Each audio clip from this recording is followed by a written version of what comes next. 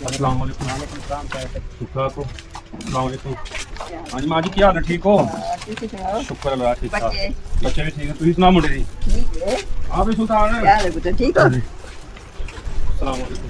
हाँ भाई, क्या हाँ सुल्तान, क्या हाल है? ठीक है। हाँ तेरा स्टैंड भी हैं खोल। हाँ ਇਹ तेरा ਕਰਨ ਵਾਸਤੇ ठीक हो गया?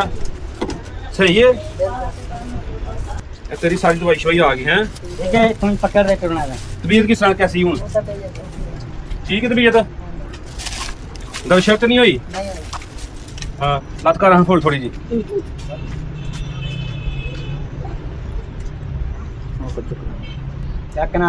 ठीक है कर शाबाश।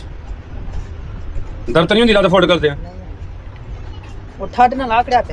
ठंड लगन डी थी ते कंबल तैनूं लै के दित्ता ते ही नहीं लिया ऐ लै के ठंड लगदी थी रजाई लेनी मोटी फिर पक्का चलाया थी ना ना पंखा भी लाया सी नहीं राती बारिश शारिश होई ही ठंडा ही मौसम थी ना पंखा नहीं है लाना तुसां पक्का नहीं कर सकते। चलो अल्लाह है करे मैं तुहानूं समझाना वा ठीक है जी, कि दवाई किस देनी है। ठीक है। अस्सलाम वालेकुम रहमतुल्लाहि सारे भैन भरावां नूं उम्मीद करना सारे ठीक होणगे।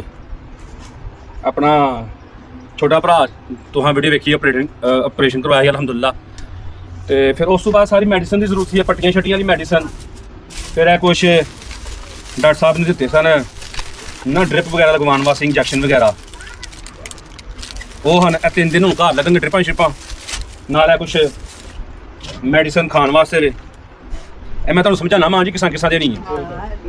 फिर स्टैंड ही ਇਹਦੇ ਨਾਲ ਚਲੋ ਆਸਰਾ ਲੈ ਕੇ ਹਲਕਾ ਫੁਲਕਾ ਅੰਦਰ ਬਾਹਰ ਨਿਕਲੇ ਕਰੇਗਾ ਨਾਲ ਹੈ ਵਾਸ਼ਰੂਮ ਵਾਸਤੇ ਜਿਹੜੀ ਚੇਅਰ ਹੁੰਦੀ ਹੈ ਮਰੀਜ਼ ਵਾਸਤੇ ਉਹ ਲਿਆਂਦੀ ਇਹ ਚੀਜ਼ਾਂ ਬਹੁਤ ਜ਼ਰੂਰੀ ਸੀ। ਇਹਦਾ ਮਤਲਬ ਇਹ ਨਹੀਂ ਕਿ ਆਪਰੇਸ਼ਨ ਕਰਾ ਤੱਕ ਜ਼ਿੰਮੇਵਾਰੀ ਖਤਮ ਹੋ ਜਾਂਦੀ ਹੈ। ਆਪਰੇਸ਼ਨ ਤੋਂ ਬਾਅਦ ਵੀ ਜ਼ਿੰਮੇਵਾਰੀਆਂ ਹੁੰਦੀਆਂ ਨੇ ਆਪਰੇਸ਼ਨ ਤੋਂ ਬਾਅਦ ਵੀ ਜਿਹੜੇ ਮਾਮਲਾਤ ਹੁੰਦੇ ਨੇ ਉਹ ਵੀ ਦੇਖਣੇ ਪੈਂਦੇ ਨੇ।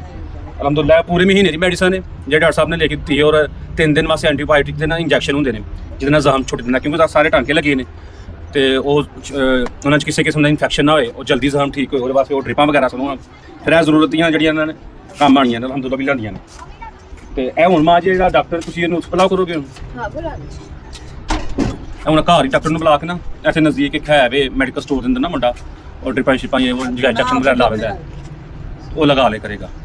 ਤੁਹਾਡੇ ਸਾਰੇ ਭੈਣ ਭਰਾਵਾਂ ਦਾ ਬਹੁਤ ਸ਼ੁਕਰੀਆ ਆਪਣੀ ਦੁਆਵਾਂ ਨੂੰ ਯਾਦ ਰੱਖਿਓ। ਅੱਲਾਹ ਤਾਲਾ ਸਿਹਤ ਤੰਦਰੁਸਤੀ ਦੇ ਉਹ ਜਿਹੜਾ ਇਸ ਕੰਮ ਦੇ ਵਿੱਚ ਸਾਡੇ ਨਾਲ ਸ਼ਾਮਲ ਹੈ ਅੱਲਾਹ ਤਾਲਾ ਨੂੰ ਅਜਰ ਅਜ਼ੀਮ ਅਤਾ ਫਰਮਾਨ ਉਹਨਾਂ ਦੇ ਕਾਰੋਬਾਰ 'ਚ ਬਰਕਤ ਫਰਮਾਏ। ਅੱਲਾਹ ਤਾਲਾ ਉਹਨਾਂ ਨੂੰ ਇੰਨਾ ਕੁ ਨਵਾਜ਼ੇ ਕਿ ਕਿਸੇ ਚੀਜ਼ ਨੂੰ ਥੋੜ ਨਾ ਰਵੇ ਹੋਰ ਇਸ ਤਰ੍ਹਾਂ ਦੇ ਕੰਮ ਕਰਦੇ ਰਹਿਣ। ਬਹੁਤ ਸ਼ੁਕਰੀਆ ਜੀ। अस्सलाम वालेकुम।